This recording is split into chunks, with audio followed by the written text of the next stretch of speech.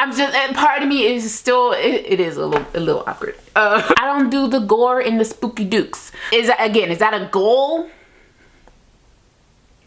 I don't think so. I'm also not the type of person who makes my bookshelf aesthetic. Like, look at my bookshelf.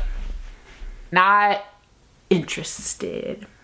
Hi everyone, welcome back to my channel. Today I'm going to be talking about some bookish things that intimidate me as a reader, as a new reader or rediscovered reader, a person who's rediscovered reading recently.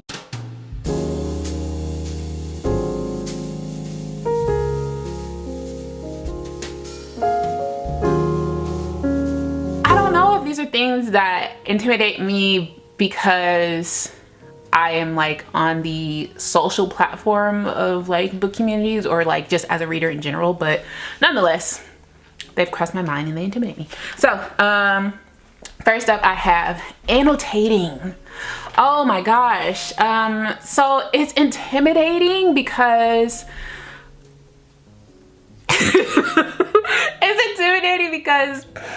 I don't know, the first thing that comes across my mind is like, say I'm like reading this book, right? And I'm like, oh, I love this, it's so meaningful. Oh, my little heart just pitter patters at it. And like, I highlight it or like I write a little note and like, say someone like opens up the book and then they're looking at my inner thoughts. Like, I don't want you in my inner thoughts. It's kind of irrational, but like, cause like who's looking through my books? But I just don't look. Like, I don't want you to know what I'm thinking like that intimately. Like, obviously I give you guys like my reviews and stuff like that, but there are no spoilers. Like, there are no intimate details about like, you know, how this is meaningful. Like, for example, say there is like a book that has like hard topics or whatever, and like it triggered something for me like personally or like for someone that I know, and like I want to write about that in the book or something, like in my notes. I don't want people to see that. You know, like I want that to be my choice to share. But anyways, that intimidates me. I don't know what am I supposed to be annotating? Like, I know how to annotate for school, like academically, or like say if it's nonfiction, you know, maybe I could annotate that. But if I'm like reading a romance, why am I annotating a romance? I don't know. I don't get that. Now fantasy, which is also on the list, I'm just gonna go ahead and skip to that. Fantasy is intimidating to me. Yes, of course, I have an entire shelf of fantasy, and I've read a few fantasies. I haven't read more fantasies because they are intimidating, because it is literally 100% imaginative. Maybe not 100%, maybe like 70% imaginative, and I have to kind of understand the mind of the author or the writer and their magic system and their creatures and their timelines and their language, and it's literally a whole new world. And I feel like I have to annotate whilst reading, otherwise it's all gonna go in one ear out the other, or one eye and out the other, if you will. And part of me I don't want to have out a leisure book, right? A fantasy, fun, frilly, adventure time book, and then have a notebook and like stickies and be like making notes and stuff like I'm in school. But I feel like I have to do that in order to understand fantasy a lot of times. So I want to love fantasy. I truly want to love fantasy, because it is so unique, it's so colorful, it is literally another world, and like I think it's so fantastic. But I need it to slowly get me there. Some books will slowly get you there, and then some books literally punch you in the nose with all of this stuff and just expect you to catch the heck up, and I just can't do it without annotating. But I don't want to annotate because it takes away the fun. So yeah, that it's intimidating. Another genre that intimidates me is horror. Okay, I talked about this in my spooky season book rec video. I don't want to be scared. I don't want to be afraid to sleep at night. I don't want to be afraid to be at home alone. Okay, I don't want to be afraid of getting in the car. I don't want to be scared. Okay, I don't do horror movies. I don't do haunted houses. I don't do the gore and the spooky dukes. The spookiest thing, or like the most gory thing that I enjoy, is Game of Thrones. It's not scary. It's just like head chops off and stuff like that. Like, I can do with that, but I don't want to be afraid at all. And I'm gonna tell you right now, like, I don't even know if this is going to like a goal list, like, oh, I want to get into horror. I don't think I do.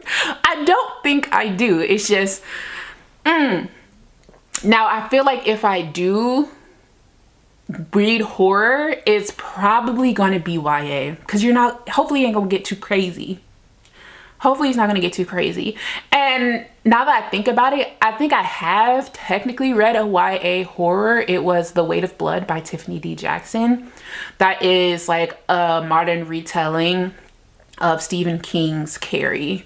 And of course, Stephen King writes horror. I've never read Stephen King, don't plan on it. But I did read the Carrie retelling because it was in the YA section. And it didn't even dawn on me that it was horror until someone said it was horror. And I was like, oh. So if it's like that, then I can handle it. But as far as like, yeah, I'm gonna go to the horror section, and I'm not. Then the next thing I have on my list is classics intimidate me. And I think mostly it's just because of the language.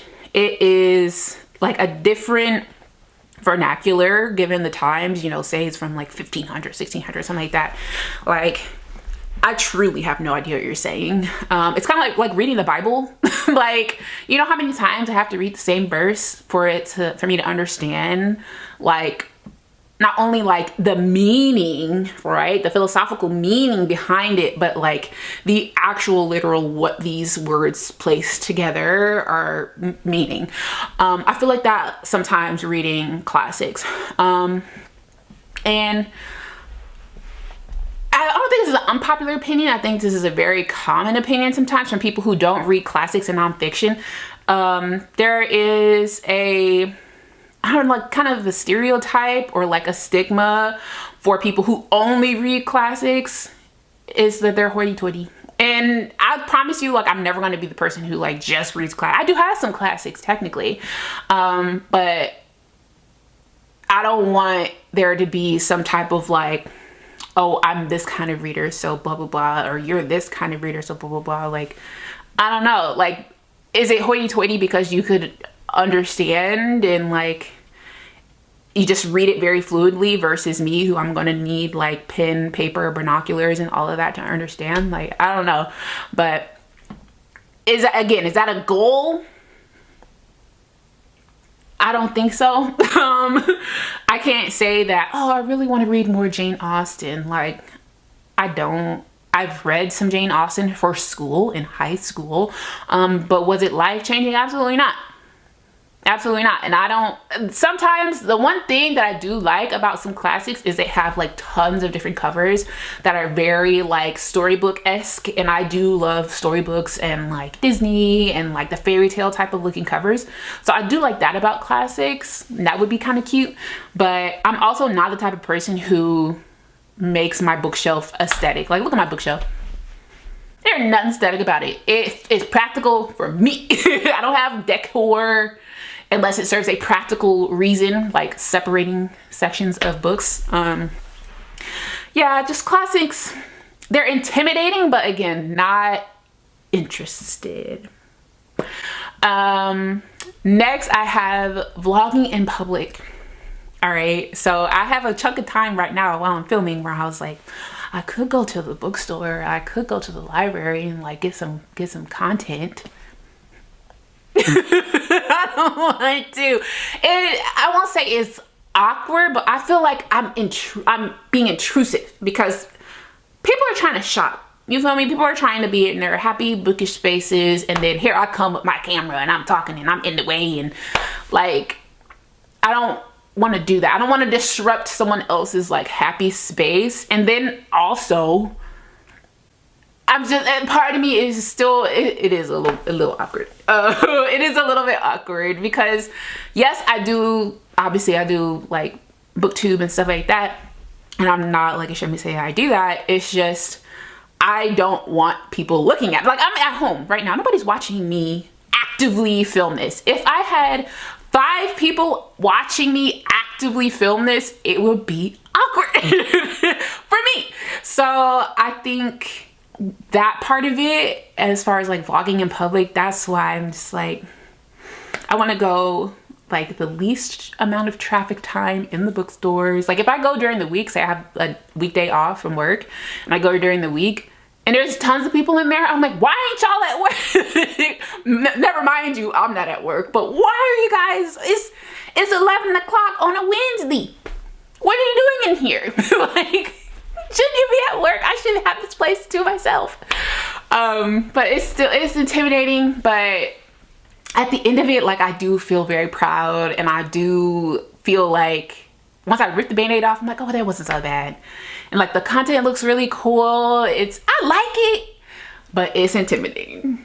All right, and the last one I have is starting a new series, okay? So I have a few series on my shelf that I haven't started, or that took me a while to start because I am just like, all right, I know it's going to be several books. I know it's going to be this whole journey. They love cliffhangers and plot holes in series because they have every intention of like, not dragging it out, but kind of spreading out those little nuggets throughout other books. And a lot of times it could be high stakes. They're very emotional. There's going to be lots of characters probably, and like you're going to get attached to the characters. It's a lot to be intimidated by as far as starting new series, especially longer series. And it takes me a while to get there. One series that I like, or that a type of series that I've learned that I like, is a duology. Because a lot of times I'll read a book and I'm like, oh, I wish there was more. And in duology, there is more, but it's just one more. I'm cool with one more book. Like that's plenty. Just wrap it up real nice, like in a second book. Then I'm good to go. Especially if all the side characters aren't particularly interesting. You don't have to give me a story for every character. But I do like a good duology. That's less intimidating than starting a series that has 4, 5, 6 books. You feel me? So I'm getting there. It just takes me a while to say, okay, I'm ready. I'm ready to commit. So that is all I have so far for bookish things that intimidate me. Are some of these silly? Am I like overreacting to some of this? Let me know how you feel about these things I'm intimidated by, or how you like overcame some of these things, or how you're overcoming some of them, or how you share in my fear. Let me know in the comments down below. Thank you so much for watching. If you enjoyed this style of video, give it a thumbs up and I'll do more like it in the future. If you haven't already subscribed, please consider doing so, and I'll see you guys in my next video. Bye.